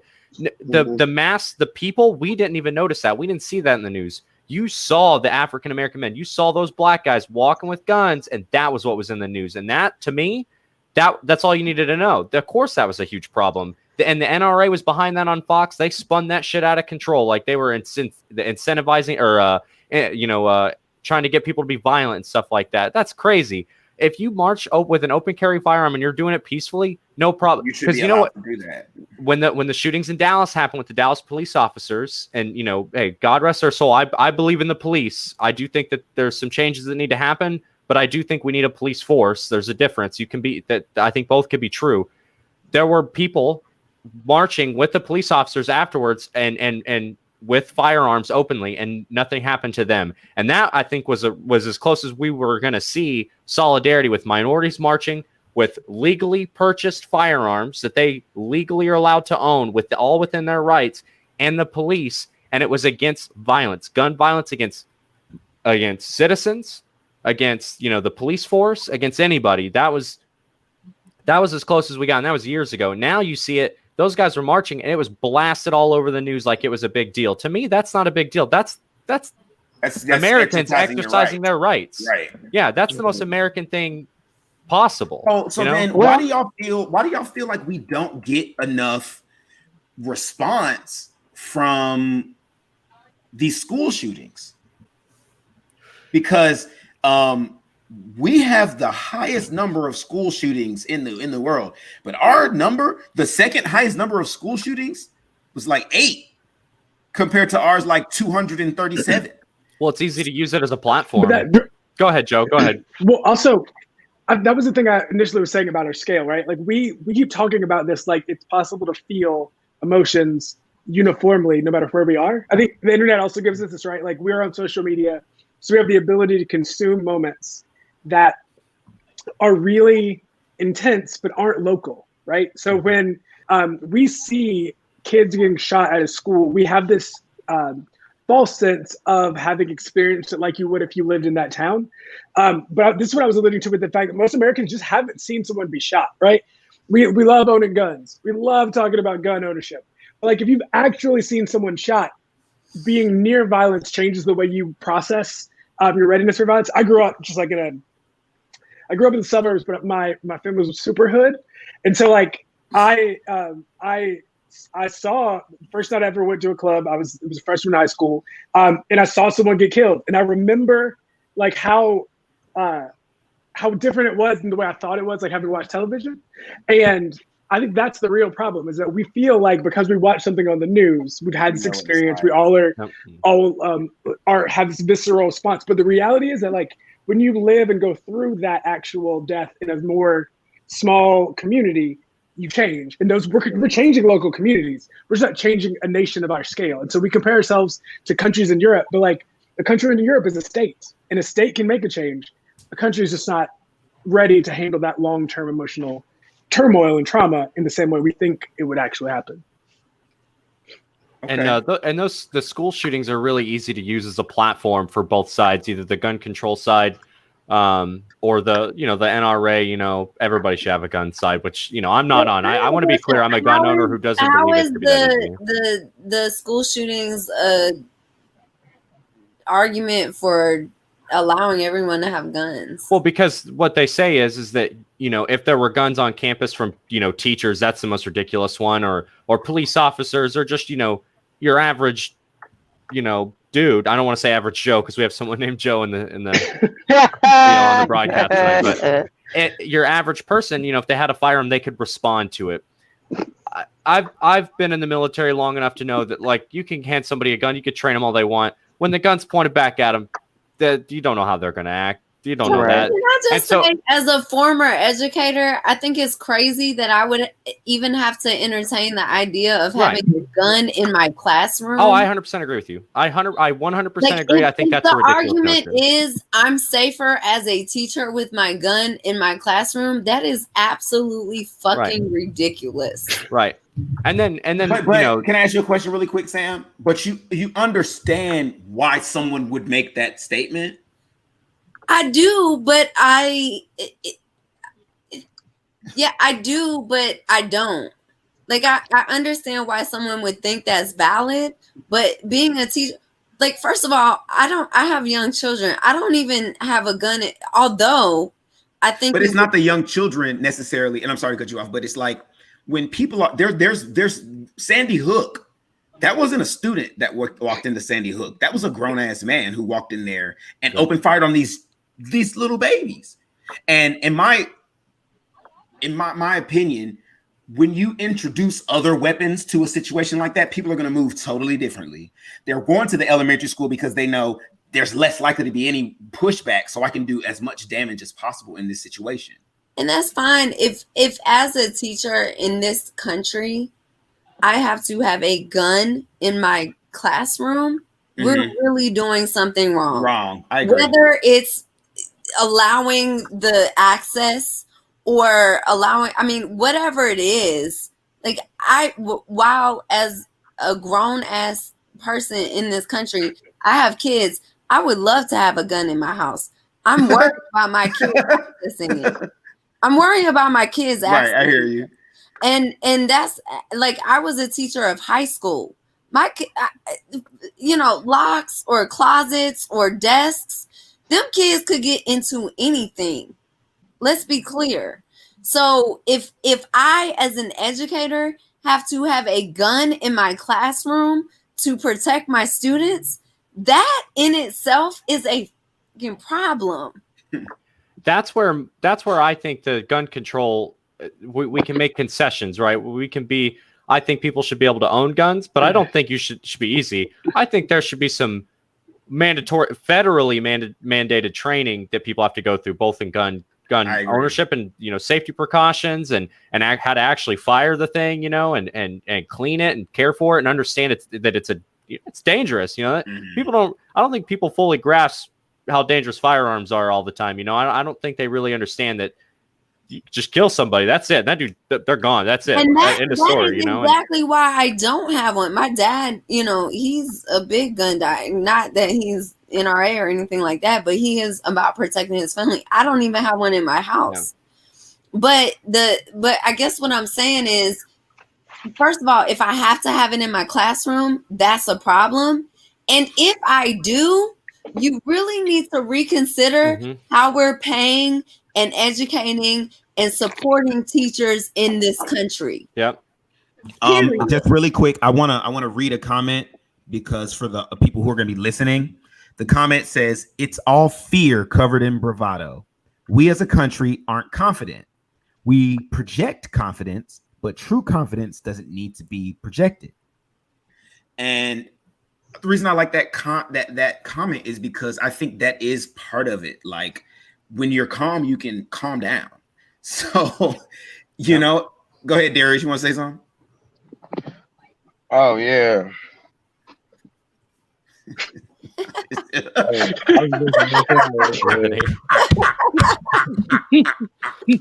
Man, look here. I'm going to be honest, man. I like guns, but just like anything else, it's in moderation and common sense. Everything should have rules. Everything should have regulations. To be honest with you, I actually kind of agree on making it a little bit more thorough to be a gun owner. I actually agree to that. Like, it's kind of common sense. You know what I mean? Can get a driver's license with a hell of a lot harder than you get a gun. You have to have like employment. You have to have bills that show you lived somewhere. Like, the hell? Like, what if I live in my car that I'm trying to get a license for? Like, what do you mean? Buying a gun? I literally drive down to the store right now, and all I gotta have is on a wait list, and they're gonna check my name to see if I got any crimes committed. And what 90% of America probably doesn't have them. Not yet. They're about to go get some, probably pick up some charges because they're gonna go buy a gun for nothing. Even a mental evaluation to get a gun would help. Matter of fact, that would even help because they do more thorough mental evaluation to get in the military than they do join the police force. I think that should be ongoing. I think it should be ongoing. Yep, and it should be a continuous thing. There should be a national database. Yeah, they already have your own gun. You're already on a national database anyway. You should they should maintain that all the time if you're a gun owner. And I know that people are like, oh, that's how they target you to come get your guns. They ain't come to get your guns. You know why? That would piss a lot of people off, including regardless of what political party you're in. If somebody shows up your house to come grab your guns, that's gonna be, that's not gonna work. It's not gonna happen. Also, it's unrealistic. The come get your gun. You say that, but we have wait. Joe, then Mo. Okay. So the come get your gun argument has never worked. Like, we have drones. Like, people, we have moved past the point where the person who's worried that we're going to come get their gun is going to have anything that they're going to be able to address what our actual military shows up with. I think that's just like a narrative we still keep alive. But like, I've seen them. We don't fight anybody anymore. We just blow them up with drones. I've seen it live action, so it's just not how it works. It's not going to happen. Mo, what were you trying to say? Yeah, I mean, I still feel like it's a slippery slope because dealing with mental health, there's already a certain stigma dealing with that. Now, if somebody is, of course, obviously, if they're not mentally competent, then yeah, okay, I can understand them not having a gun. But if you add that extra caveat of whenever there's rules that are added, there's always a tendency for poor people and minorities that are disproportionately affected by it. True. The main time that the NRA actually encouraged gun control was back during the 60s when the Black Panther Party went down to the state capitol building in California when at that time Ronald Reagan was the governor, and they went with their rifles loaded in a peaceful protest. But because of that, he wrote a bill was immediately put into place in order to start gun control, where you couldn't have certain particular guns. So I get on a macro level there has to be some type of control, but on a micro level that can adversely affect minorities as well as black. I mean, as well as Well, poor my people. question would be, would you like there to be like harsher gun control, or more people dying because and just anybody can get it done? Fact check real quick. The city of Chicago has one of the strictest gun control laws on books in the country, and they have some of the highest murders in the entire country. By Gun gun? control is not a deterrent. Yes, by gun. Gun control is not a deterrent for people killing each other, unfortunately. So, Alex, did you want to say something about all these topics that we eating in? I'm Okay, guilty. Melinda has a question for Bird. Hey, I Yeah, mean, you the want- one that you mean the one I wrote? Yeah, I was like like that. reading Jones. John says, okay, so am I going to? That, but my question was like in the first place, what is it so what is so attractive with guns? Why some people love them? What is it nice? Is like the beauty because of it's them, like the using them, the playing with it. What is it? Well, they are because fun. it's like the ultimate. It's like the ultimate protection to some people. You know, to a degree. Like hey, people feel like. I mean, it feels nice to feel like if you're ever in danger, you have something to protect you so you can live. Nobody wants to die. So, Do you feel like we yeah. feel here, for example, it's totally forbidden where we live, and do you feel we feel like every day when we go to work, say like, so am I going to die today because I cannot protect I myself? I mean, mean, there's a lot of chances for anything to happen, but it's always better to be prepared than not. It's called. yeah, It's a we thing prepare called. ourselves with like ninjutsu, jujitsu, You're just not boxing. gonna I don't wake know, up somebody but we trying to don't rob buy you with a arms, gun you know. to. Oh, I see what you're saying. Like, Yeah. learn how to fight. Yeah, we don't do that. I No, don't not no fight. more. We Not no don't Yeah, more. not carry anymore. Not no arms. more. Like, why Back do in the we day, do? That's back not in the gonna day, work. if you You be couldn't like, fight, you just needed to shut up. Back in the day, Right. if you couldn't fight, Hey. you got to I mean, be quiet. that's Hey, too Dean, you easy. know- Actually, that's a too easy game just to shot with a gun. No? I'm 5'7". I weigh like $160. Okay, I'm in pretty good physical shape. But if somebody real big's walking up and they want to fight, there's But a bro, lot I there's can so do. many other options, dude. We know. Now hold like, on, and there's context, right? Like I'm not just gonna draw on the guy, right? I'm not just gonna just draw on him and be like, "Hey, back up." I'm gonna understand the context, right? What's he coming at me for? Is it because he has a problem and we're gonna address it, or is he gonna try to rob me? Like, there's a lot of things But- you don't know. Right, You but don't know. hear me on this, Nick. Now Hear me I on have this. a different mindset. It, Though. just so This you know, it has- happens to our place too. We have like some people who are not that nice neither, but we never arrive at the. We usually go to court. Yeah, Like right. we, Yeah. we judge people. We don't judge. I think it is a them. societal thing. I think It Unfortunately, absolutely is a societal thing. It's cultural that's ingrained, and it's it's a problem. I recognize that I shouldn't feel that way, and I shouldn't have to handle it that way. But but the thing is living in America. That's part of the problem, and why gun control. You can't just take guns away because we're ingrained at the point now where it's a necessity for our society. Yeah, it's just the way it's the way it is. It's an unfortunate thing. It's intellectually dishonest to say that guns are the problem and right. to forget that human beings make actively the decisions to do wrong to people, right? Like, let's not say that guns are the issue. There's a person behind that firearm that made the choice to either Exactly. commit a crime with it or cause me to have to use it to defend myself. And I'm not going to just shoot a random dude. He has to be, I have to feel really physically threatened. You know what I'm saying? And I think that's part of the problem with the cops. Different day. If you have a show about that, bring me on. I'd love to talk about it. I have some hot takes regarding the police and how they're trained, but I think as a society, especially as Americans, we are being intellectually dishonest when we say guns are the problem. No, our welfare of our people, the mental health care we take care of people, that's the problem. We're not trying to help people. We're forcing them into situations where they have to do desperate things that cause gun violence. Gun violence wouldn't be a thing if we help people. So wait. I hate to do it to you. I hate to do it. We got about 10 minutes. Can y'all say what y'all saying and make it like snippy, or is it gonna be breathy? Hey, I'm done. Lock and key. Go ahead. Okay. All If right. it's Snippy Mo and Snippy Sam, just in and out. Go ahead. Okay. It's not mental health. It's the economy. Period. That Part of was the problem, too. extremely Absolutely, I great, agree with that. great. I like that. 100%. Part of the problem. All Part right, of the problem. Sam. While I agree, I wonder, the statistics show countries that have stronger gun controls in place don't have the type of violence that we have. So how do you explain that? That wasn't Snippy because it's a question. I can't answer which it. I don't have then time. needs a response, Sam. I have an answer, but I can't. Right. I So, can take wait, too long. you'll I get know a I tried chance. to You'll take get a too long. chance. You'll It get a was chance. a snippy. It was a snippy question, but it We'll take it led next to right. No, listen, we're about to do our final thoughts. This is Nick's first time, so he didn't know about final thoughts. So, final thoughts is at the end of the show. Each one of us gives our take uninterrupted, Darius, about I'll just being funny.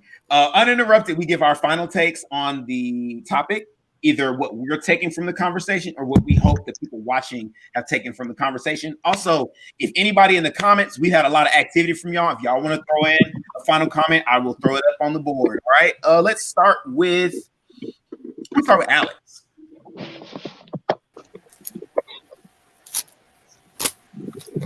I don't particularly care for guns, so I'm always curious to let people voice their opinions about it. But I do feel like this is a good conversation, and I will keep all this in mind as I vote for stronger gun laws and gun regulations. And I hope that everybody makes these well-informed decisions when they vote as well. Let's go to Joe. I feel like we overlook an important factor, which is in Europe, people can own crossbows, which are also dangerous and a form similar to a gun. And so I think we also should look into that. Maybe America could calm down. We could all get crossbows. Everybody is And the always wanting donuts and the crossbows. pizzas and all that. Yeah. Hey. It's hard to load. Old It's school hard to dudes load. with It'll slow us crossbows. down.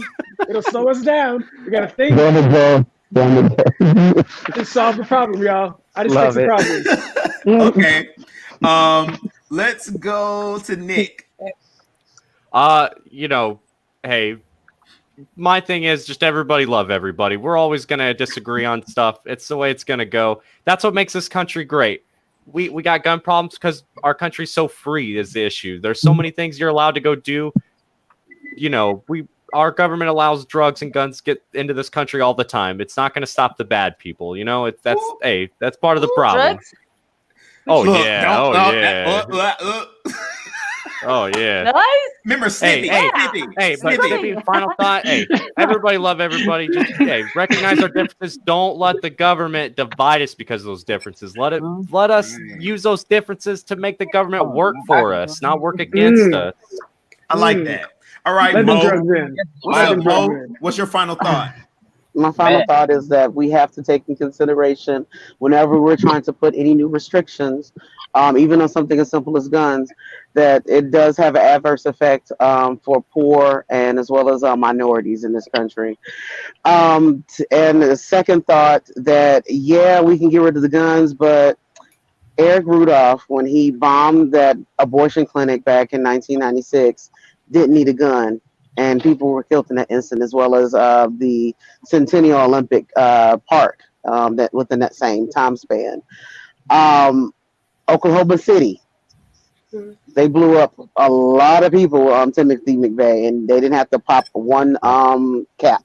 So, and also, not to, on a lighter note, make sure if you want to send any donations to moi, Always. it's Cash App Mo Smith Pro. I'm sorry, $ Mo Smith Pro at Cash App, okay? Right. Yeah. And also all my social media is all Mo Smith Pro.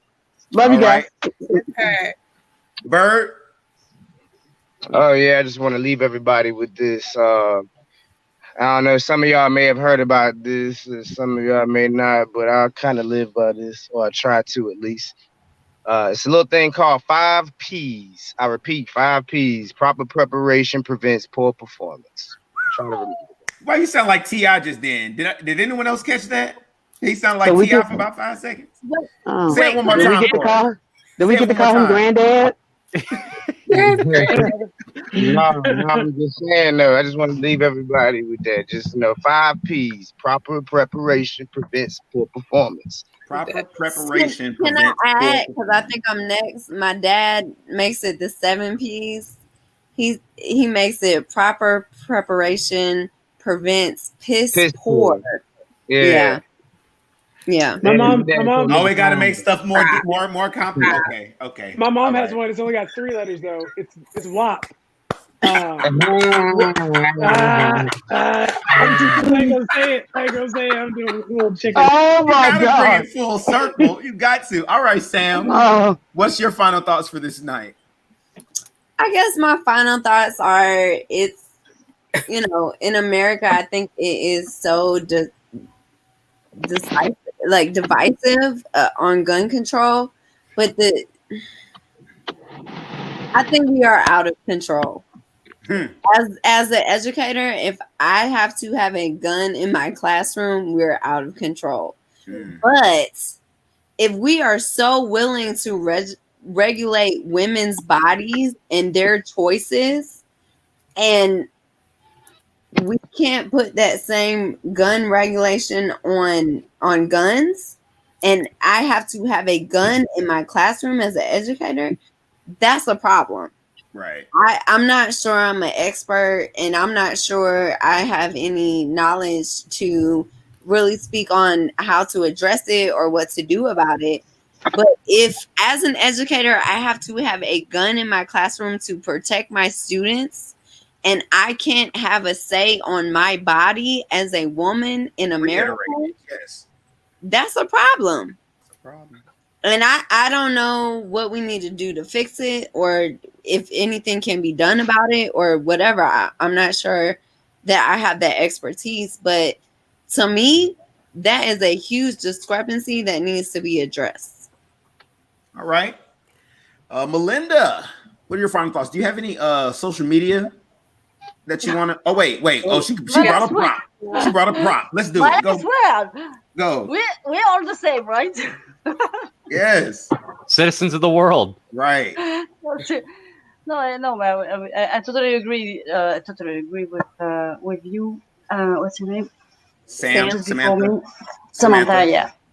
I mean, there is ways where people would just lie to ourselves, putting the blame on anything possible but ourselves. We don't even look into our inconsistency, saying like, okay, we are actually probably going to agree that women is not going to make any choices over their own body, but the guns, that's a liberty thing. I mean, honestly, don't touch it. Makes no sense, right? So I feel like I'm going to sleep with that. It's a very good one, and I hope the men will understand that, because I'll talk about that, because it feels like they are kind of driving those two questions for some reason. We are not, frankly. So that would be nice to hear that more about you guys. Is there any way? First of all, I want to thank everyone for being here, but I also want to thank specifically Melinda, because it's like 8 o'clock in the morning, 6 o'clock, 2 o'clock. It's early wherever she at. So it's 4 o'clock right now. 4, right? My gosh. And she looks so energetic. So do you have social media that you'd like us to put up? The social media would like my cursor key. Instagram, Twitter. Yeah. Should I say that out loud or write them? Put it in the private chat. I'll throw it up on the screen. And then while you're doing that, I'll do my final my final thoughts. My final thoughts, sir. Duryea is always right when it comes to Kamala Harris. Okay. And there's nobody who can argue with me. I will mute everybody. So I'm just playing. My final thoughts are basically engage with people and I need to kind of reiterating, but don't be afraid to have these conversations. I feel like the violence in our country does stem from mental health issues that we have. And I'm not talking about sicknesses. I'm talking about, as a nation, we're suffering from wars that were recently fought on this country and that we haven't really moved past from. Revolutionary War, Civil War, Civil Rights Movement. We're a fractured nation. We're a fractured family. And we're not addressing the issues that fractured us, and we're not healing them. So we go to guns, or we go to bravado. One of the person in the comments said it's because of lack of confidence. Why do we feel? What makes us feel that we have to portray confidence in such a way where I have to hurt someone in order to prove that I am? You know, it goes way deeper than just the tool, which is what the gun is. Like Melinda said, it's not about Nick said it. It's not about the person. I'm sorry, it's not about the weapon. It's about the person using it. We need to look past the device and past the tool and look into what's going on with these people that's causing them to do the things that they're doing to hurt their own family. Okay, so I'm gonna throw up Melinda's website. This is the company that she owns with her husband. It's called Castle Key, and you can find that online. There it is. All right. Also, you can follow us. You can go to @WoeNellyMedia.com on Instagram and Twitter. We are @MediaWoe on Twitter, Facebook, everywhere else. We're @Woe Nelly Media. For Talk It Out specifically, we have a page on Facebook. We have a page on Instagram where you can get all our updates. Also, if you'd like to be on the show and be a panelist, please give us a ring either online or on here in the comments. I love you guys so much. And remember, this is a place where it's not always about proving who's right or who's wrong, unless you're me. Sometimes it's simply about listening and being heard. You all have a great night. Good